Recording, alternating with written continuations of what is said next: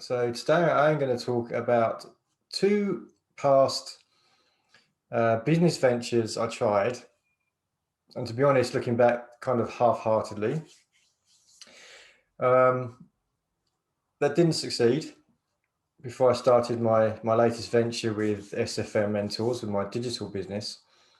And it just highlights, it becomes quite obvious looking back with what I know now, what went wrong. So I decided to go through those with you just to give you an idea of things to look out for if you want to start, a side venture of any kind, whether it's a wholehearted business or just want to earn a bit more money on the side in some venture. Then hopefully these ideas and tips I point out will help you. Right, so let me just get not really anything to share today, as in screen-wise, just me talking to the camera. Okay, so the first one I tried was about 15 years ago, and it's a company myself and my wife, not a company, but a brand myself and my wife started. We knew nothing about branding, we knew nothing about logos or really business or anything like that. But we just decided we wanted to, I don't know if you remember those little Crocs shoes, which were like really soft shoes, and you can had holes in the front, and you can put these little decorations in them, animals and flowers and that sort of thing. But they were selling those little things that go in the shoes for, four Australian dollars at the time. This was 15 years ago. But you can buy them from China in a bag of, I think it was 1,000. It was a large quantity, and they worked out to be literally 2 cents each, plus shipping, probably about maybe 5 cents with the shipping and everything else included. So there's a huge markup to be made. Now we got stuck into it wholeheartedly. We designed the logo. The brand was called Wijjits. We had a nice, colourful logo. My wife does arty stuff, so she kind of drew it. We got it digitized by a local company, and that became our brand, our logo for our brand. Now we now had to find a way of selling them, and this was 15 years ago. I think this was even before eBay existed. Certainly before Amazon was big and eBay was big, and all these other companies like WooCommerce and Shopify and those sort of things, online stores. So we had to find a way to get this into the consumer's hands. So we spent some time in markets trying to sell them, and literally we'd spend a whole morning there for 4 or 5 hours, 6 hours, getting up at 4 a.m. to get to the market on time. We might make, I don't know, $30. It's pretty poor. And for us to get that place in the market cost us something like $20. So we made $10. And we did that for a few months, and it just didn't pick up. We went to local shops where they had not really shops, but more of what kind of shops? But things like those little stands in the mall that sell fixing watches and that kind of thing. We did a nice little presentation board with these things on there, and try to basically give it to them and let it sell it for us. And they weren't really that interested. We went to the kids adventure playground kind of places and asked if they want to put this on their counter, and a few of them did, but we got very little response. And now looking back, it's quite hilarious how far the world's come since then, because our volume was tiny. Eventually we just gave up on it because it was too time consuming and it was costing us money instead of actually making money. And it's just as well, because following that approach, it never could have worked looking back, because there just wasn't the volume there, and there wasn't the marketplace there for them. Nowadays, of course, we've got eBay, and eBay, you could put it on eBay for next to nothing. We could sell them, but then we would still be packaging up these little things and sticking them in the post, and very time consuming. So the two big lessons learned from there was Obviously, the times changed a lot, and it's much easier now. But even so, I would never do that again because it's just such a low priced item. Yes, the margin's large, but for the amount of time you spend doing it, maybe you could make some money out of it, but it really doesn't interest me, that sort of thing, anymore. So a few things we did learn, though, was creating a logo, and that cost us about $300 to get it digitized and made nice. But nowadays you can go onto Fiverr, Upwork, those sort of places, 99 Designs, and get them made for far less than that. So I think, the digital marketplace has come a long way since then. It's much easier to get logos and brands up. It's much easier to sell to worldwide, or just stuck to your local store. And that's what all this e-commerce business is all about, right? It's so easy now just to get products from China and market them here or on the World Wide Web, to market them to potentially thousands, tens of thousands of people or more, and create an income from it. So that's the first one. That lasted about a year probably before we just finally gave up on it after a lot of effort. But we got a 10 out of 10 for trying. The second one I did was, I'm guessing it's about 9 years ago. It was about 9 years ago. Now, what I did there is I was starting to do some options trading on the stock market. Options are kind of low cost instruments that have huge leverage, and it allowed you to potentially start off with not too much money and get those gains in there.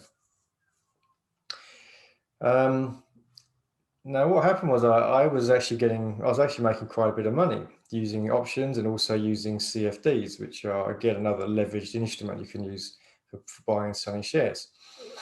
And I was still working at the time, but I was making something like, at one stage, I was making, it was something like $2,000 a day or something. But I didn't really know much about stock trading, about these options. I didn't know much about the systems and how to follow the process. And I didn't have a coach and a mentor and all these sort of things. I did kind of have a coach. I kind of had a system, but I didn't have the mental discipline to really stick by it. And what happened was I resigned from the job, and I did it full time. And I was always convincing myself I was doing the right thing. I was looking on the internet and getting all the answers I wanted, which is positive. What do they call it? Confirmation bias, I think they call that. Because if you believe something, look on the internet, you're going to find proof that it's correct. You'll ignore the stuff that tells you it's not correct. Confirmation bias. And humans are really good at that. So I stuck with it for a year before I finally ran out of money. Now, from that experience, I learned that, firstly, I had very little discipline. Secondly, I needed coaching or some kind of plan to follow. What I was doing, I had all these different ideas, and I was doing one thing. At one stage, I was earning 3% profit a month, over 3% per month, which is pretty good. I mean, I had $150,000. I think I borrowed against the house. Maybe it was a bit more. About 150, and so if I was pulling in, a fair amount of profit gains every month, so I was doing pretty well. But I realised that wasn't really enough to. Hey, Bertha, darling. Okay. So what happened then was I realised I needed to make more money to actually make it a sustainable income. So I started looking at other ways of doing it, other ways of trading stocks and leveraging it and making money. Now, in the end, I ran out of money. And I put that down to, firstly, not having a decent plan and sticking by it. Secondly, not having someone to coach me, to mentor me, to basically discuss things with and get get insight from somebody who's done it before, who actually makes a living out of it, makes a good income out of it, and therefore I can follow their footsteps, kind of thing. So there's a few reasons why that didn't last either. But one thing about the stock market is it's really a percentage game. So you have a certain amount of income, and you try and the intention is to make a certain percentage gains of that income every month. Now, if you're trying to do that to create an income to live off of, that's a fair bit of money you've got to make, a fair bit of gains you've got to make. You've got to make it consistently every month. And that was just not happening. It was just too hard to do that. So eventually I went back to work as a contractor and back into the 9 to 5. Again, trying, I give myself maybe a 5. I did everything I could, but I didn't have a decent plan or process, which is what you really need to succeed. Because the stock market it's a zero-sum game, effectively. So the big players, the big hedge funds, the ones that are making you money all the time with your retirement funds, they're making money at the expense of the little players like me. So you've got to be pretty good to actually making money out of it. It's certainly possible. And now I do much better because I'm much more disciplined. But yeah, that's one thing I really fell over there. Now, so another thing I learned from that was this shiny object syndrome. Well, I didn't learn, I still fell for that a bit in the last few years as well, where you're not really succeeding in what you're trying to do, what you are attempting, and you get all these other ideas. You see this person who's making money doing this, you go, oh, that's a good idea, I'll try that. And you try it half-heartedly and you don't succeed, and after a few weeks, few months, you find something else. It's called shiny object syndrome. There's a shiny object, there's a shiny object. You're chasing those all the time. You've got to stick with what your best approach is, your chosen approach, and make it work. And that's true in any kind of venture, business venture you're going to try. So they're the two business ventures that I tried that didn't work out. I learned a lot from them, but I probably didn't realize I learned a lot from them because I'd given up. I had failed because I'd given up. And one thing I like to say is that nowadays I don't fail because I'm not going to give up. So if something doesn't work, then that's fair enough. If it doesn't work because I tried something new, and it didn't work, that's not failing, that's learning. And that's how you need to look at things if you're going to start something which is new to you, something that you just don't know, something you haven't learned before. Like any kind of, unless it's your career and you've had years of experience of doing something, you kind of have to learn new things. And people are learning that nowadays anyway because of what's going on in the world. People losing their jobs everywhere. So this, what was called a stable income, isn't stable anymore. So we have to try new things. And then it was about it's come up to 4 years ago now that I come across an ad from SFM. And he promoted starting your own online business. And 3 or 4 years ago, I didn't know what that was about. I had really no idea. Never really come across it. It's quite big now, of course. A lot of people are succeeding in that nowadays. But then nowadays, it's quite a new concept for me. Now, to be honest, I didn't really think about it. I didn't do much due diligence. It just sounded good. Just the person who was telling me this could be done had been successful, which was a really key point. I needed to follow somebody that had been successful. But it just seemed right. It wasn't a get rich quick, I've got a Lamborghini kind of, something that looked great on paper, but in reality was quite,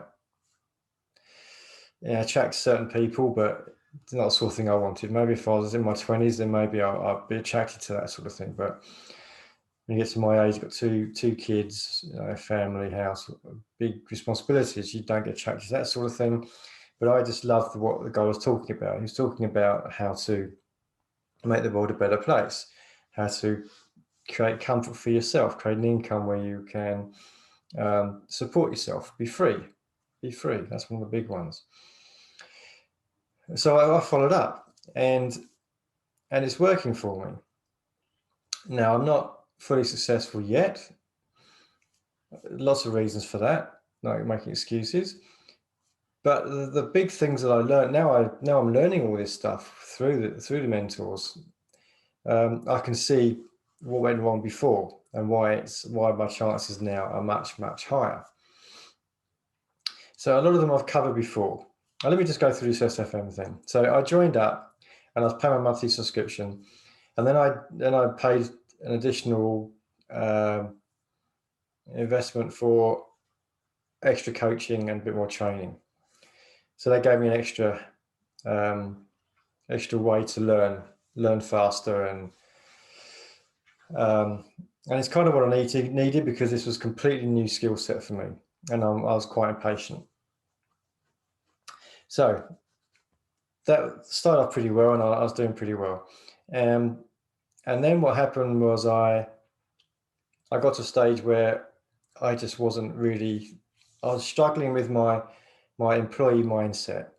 I wasn't really to get an entrepreneur mindset. It really is such a big change.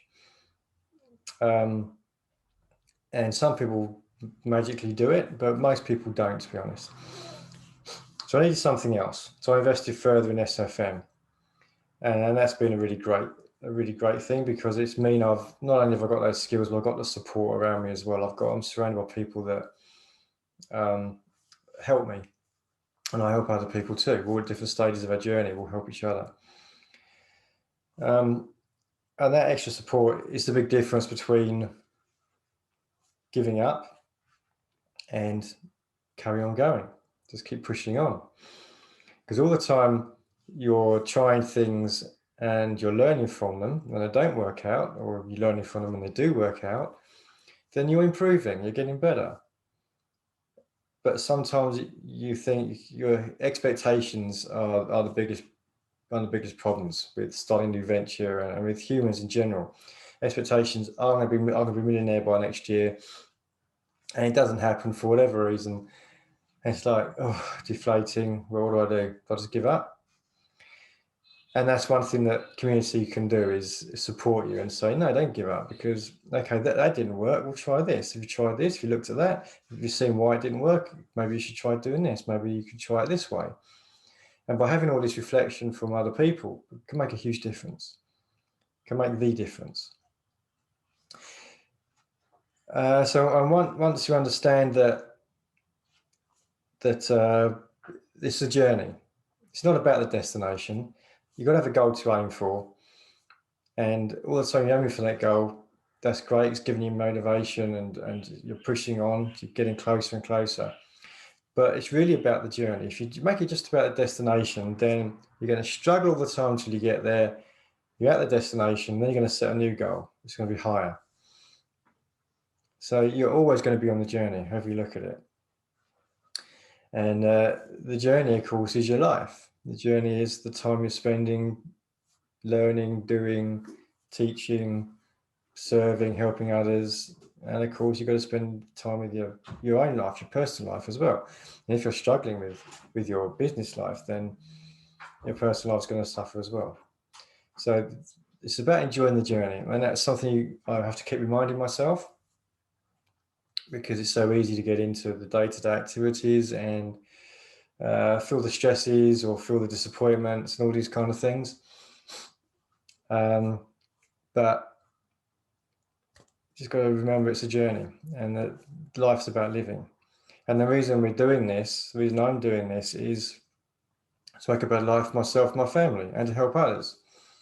And the thing that really lights me up is that I can help people who are prepared to, to take that step, and that investment in themselves, and realize what they have to offer for the world.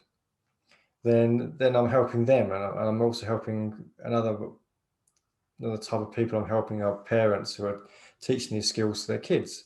So when the kids get to school leaving age, they can actually start up a website, and they can start up a Shopify channel or an e-commerce channel, or they can do YouTube channel. All these other ways, because they're all ways you can create an income online, and it's around something that you love doing. So I get motivated by helping other people, and that's what I do. That's why I do this, because I'm not naturally great in front of the camera. I've actually avoided the camera for most of my life. So in the last few years, I've had to really get out of my comfort zone to do things like this, because I could never have done it 4 years ago before I started SFM, even 2 years ago probably. So let me just have a quick scan of my comments here in case anything, any other major point I'd like to discuss with you. So yeah. So the good thing about the digital world, the online world, is that opportunities are huge. And it's not one thing or another thing or another thing. It's so vast. I keep thinking of different people. There's this lady who had, it's a nice story. She looks after, she wanted to do what I do, what I'm doing here, like as an affiliate for mentors, and it wasn't working out for her. So she thought, I'll start doing some products. Now she looks after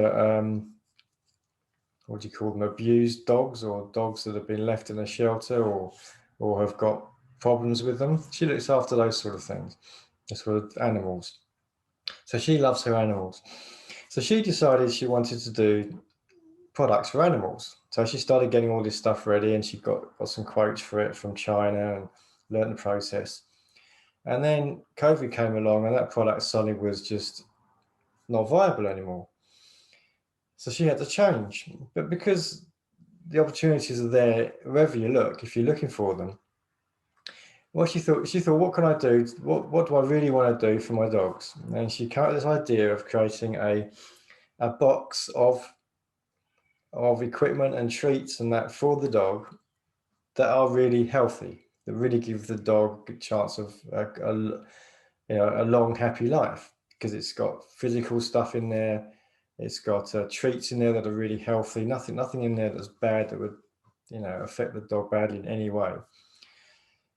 And she started doing that. She made this nice little box of her dog on the front, a little picture of it, animation of it, and it's selling really well. She's making great income from it, and that's because she loves her dog. She's doing this for other dog owners that have the same passion that she has, and so she just loves what she does.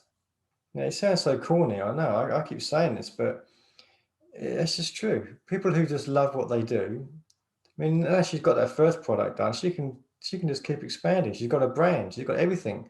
The foundations are in place for a fantastic business, and she's just going to run with it. So that's just one example that I heard of recently. And there are plenty of others, but it just gives so much opportunity for people to do what they love doing, and just get out there via the internet to spread the word and sell products, sell services, or whatever. So my final comment is, I'm not trying to sell you a product. I'm not trying to sell you mentors. I'm not saying you should come and join, because I'm just letting you know it's there, and I'm there to help you. If you want to make that step into doing something that you really love with the support, I mean, the support in mentors is just amazing. The training is amazing. The tools there are amazing. Everything is there you need, apart from getting your mind in the right kind of place, because that's where most people suffer, is believing they can do it, having the drive to do it, making the investment, and that's got to come from you. But if you're prepared to, to take the leap, and then just come and try it out 30 days, and you can get your investment back after 30 days if you don't like it.